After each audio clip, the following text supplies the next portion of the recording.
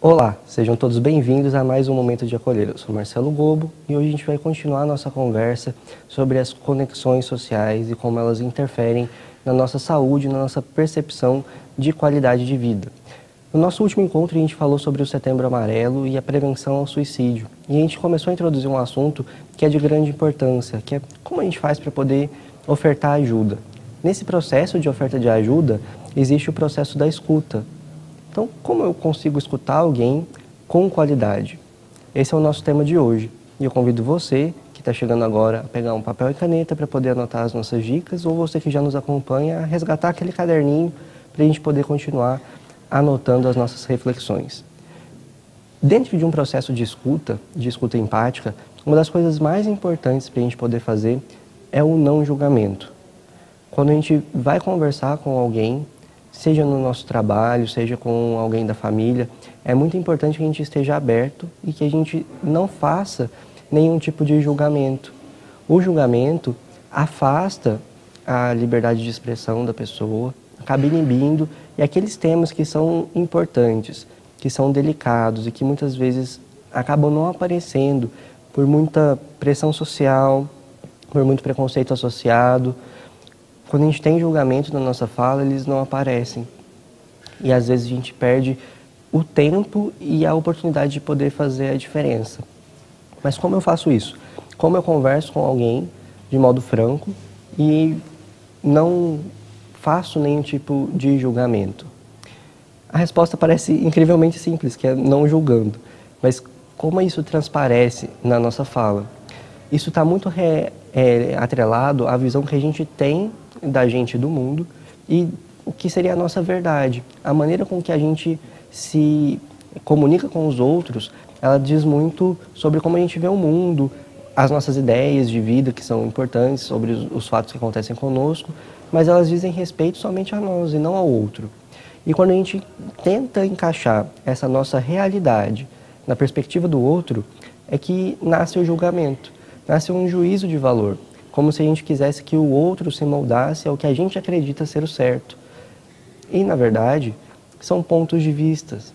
Quando a gente olha um objeto por diferentes perspectivas, né? Então, se a gente está avaliando um objeto de diferentes pontos de vista, a gente vai ter diferentes conclusões sobre o que é alto, o que é baixo, o que é cima, o que é embaixo, por conta do local em que a gente se posiciona para poder observar, mas o objeto não muda.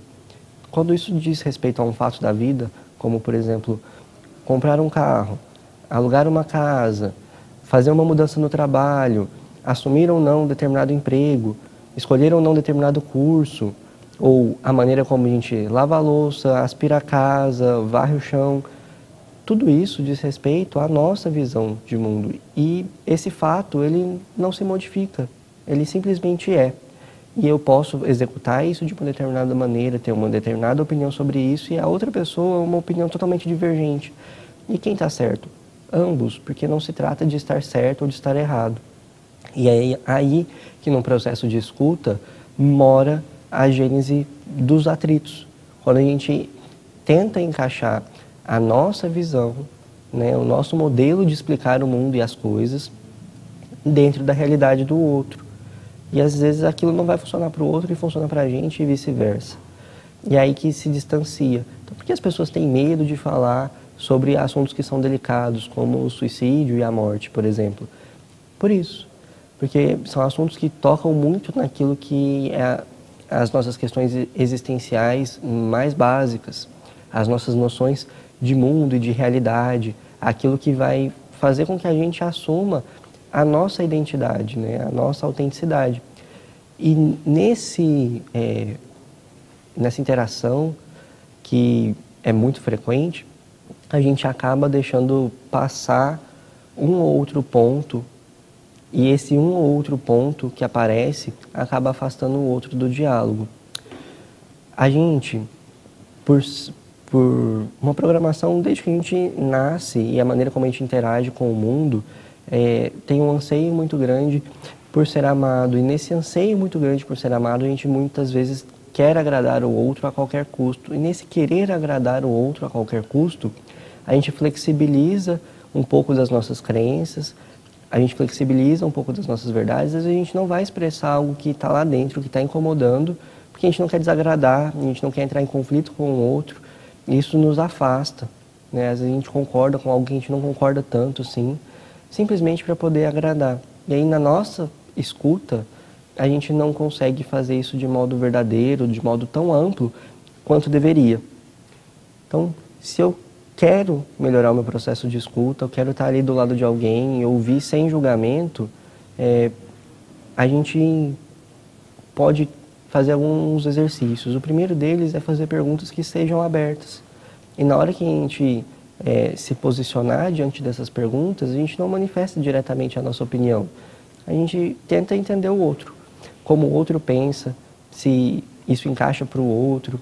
Então, imagine que você está conversando com alguém, vocês precisam decidir sobre a escolha de um livro, né? Algo simples. Essa escolha, ou para assistir um filme, como que a gente faz esse processo de escolha? Como que você convence o outro de que aquele filme que você quer assistir, ele é melhor? Ou que você vai auxiliar o outro nesse processo? Da próxima vez que você for fazer isso, tente fazer sem contar o porquê você acha que aquele filme é bom. Esse é um bom exercício para você tentar captar como escutar alguém sem fazer julgamentos. Quando você ajuda a pessoa a escolher, mas sem manifestar a sua opinião, porque o filme A ou B é bom ou ruim, você está treinando a habilidade que vai te fazer ter uma escuta empática. E você vai fazer isso muitas das vezes utilizando perguntas. Que tipo de perguntas? Que tipo de filme você gosta? Quais desses filmes que você gosta estão disponíveis nesse catálogo, nesse aplicativo ou nesse site?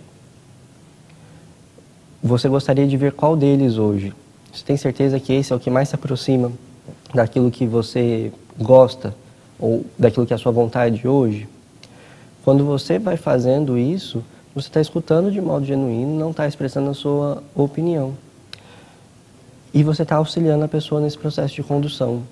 Esse é o primeiro ponto. O segundo ponto é o não aconselhamento. E isso é uma coisa muito difícil de ser feita. Quando a gente está ouvindo alguém, a gente tem um instinto muito grande de querer solucionar o problema para a pessoa. E quando a gente quer solucionar esse problema para a pessoa, a gente usa estratégia que se aplica à nossa vida, à nossa maneira de lidar com a situação.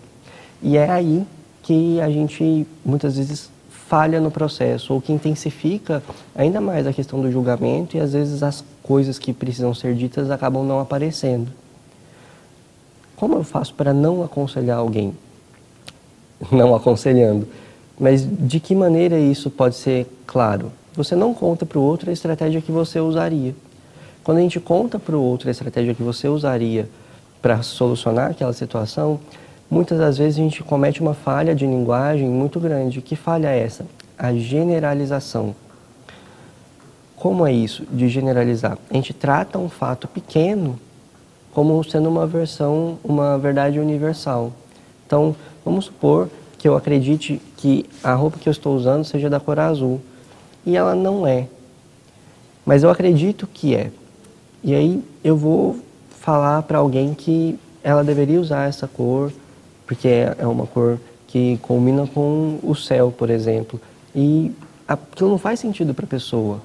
Mas eu estou tentando aconselhar ela do porquê ela deve usar aquilo. E às vezes ela vai para o trabalho e no trabalho existe uma restrição lá do serviço que é gerido pelos recursos humanos e ela não pode usar aquela cor. Eu estou dando uma solução que se aplica a mim, na vida de outra pessoa, e aquela situação para ela é uma restrição que ela vai ter de modo imperativo.